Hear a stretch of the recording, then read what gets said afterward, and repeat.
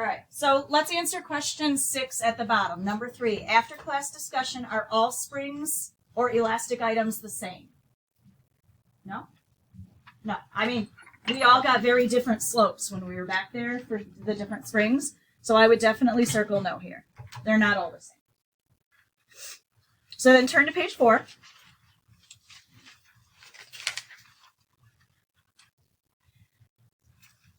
All right, so lots of stuff about what we learned here, except if you notice there's just blanks missing, because I didn't want you writing all of this out, but I just thought we would just kind of fill in some blanks.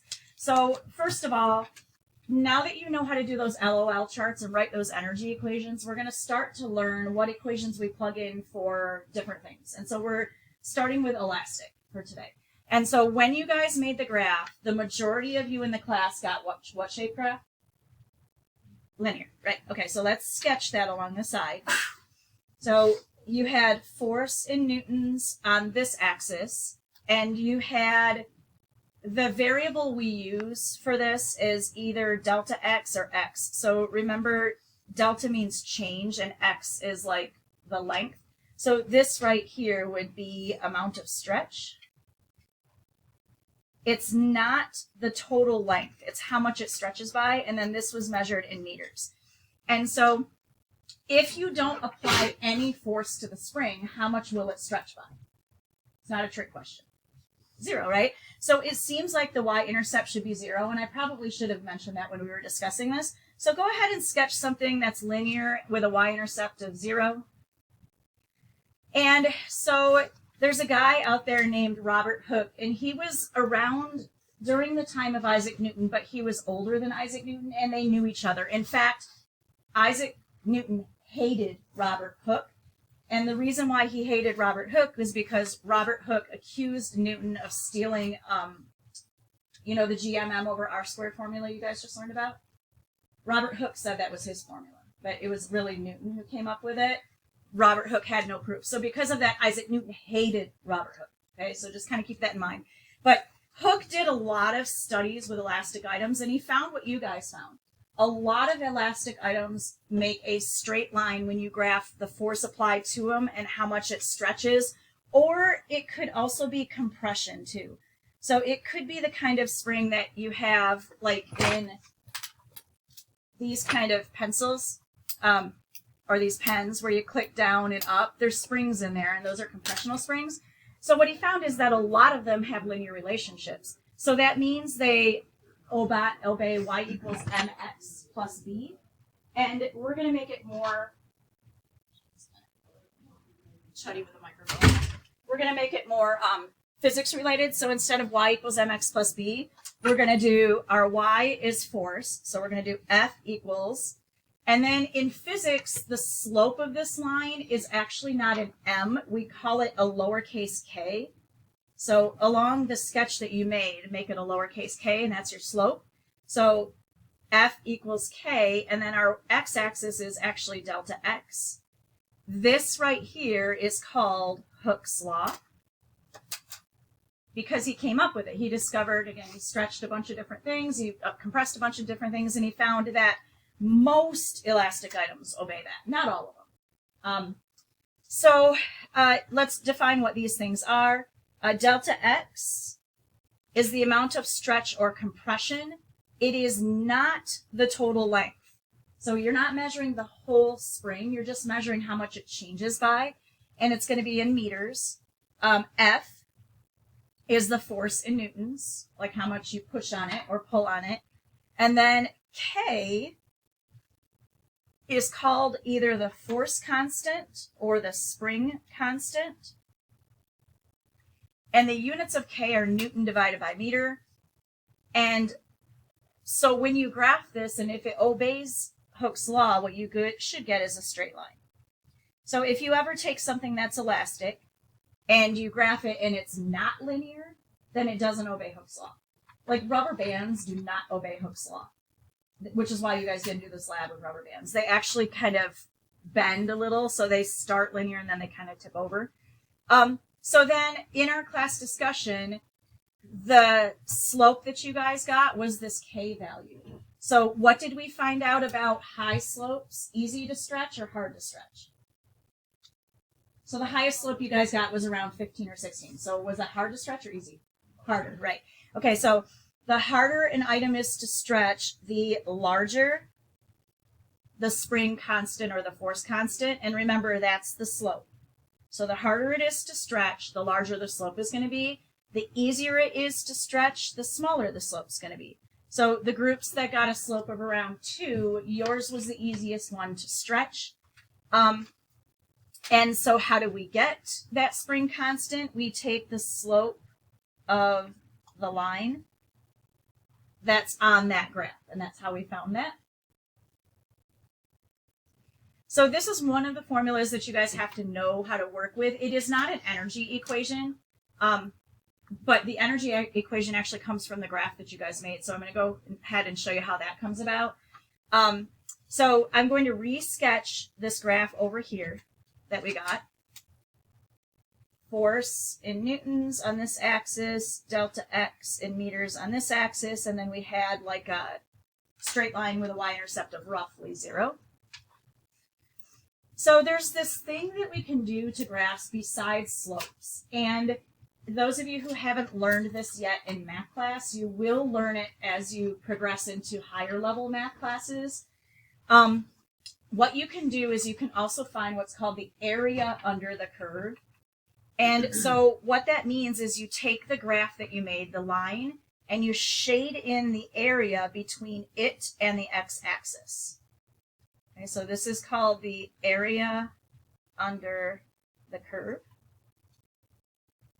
It actually equates to a calculus concept, which is called integration. You don't need to know that, but besides taking slopes, you can do stuff like this called the area under the curve.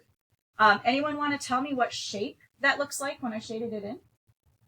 Triangle, okay? So I'm going to do a little fun math along the side. Have you guys done shapes yet in geometry, like area shapes? Okay, what's the area of a triangle formula? I'll start you out. 1/2 base times height, right? Okay, so I'm going to find this area. And I know that the area is just 1/2 the base times the height. So then area equals 1/2. My base is delta x. And then my height is f. As I'm just looking, my base is delta x, my height is f. And then we just learned that f, Hooke's law, it is just k delta x. So I'm going to, by the way, I'm never going to ask you how to do this. It's just kind of fun to see where it comes from.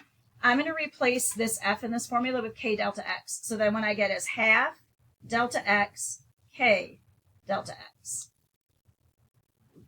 And when you take delta x times delta x, what's another way of writing that? Like when you take x times x, we can say that x is squared. So then I'm going to simplify this and write this as 1/2 k delta x squared. And that right there is the formula for finding elastic energy. So we're going to put this in this formula.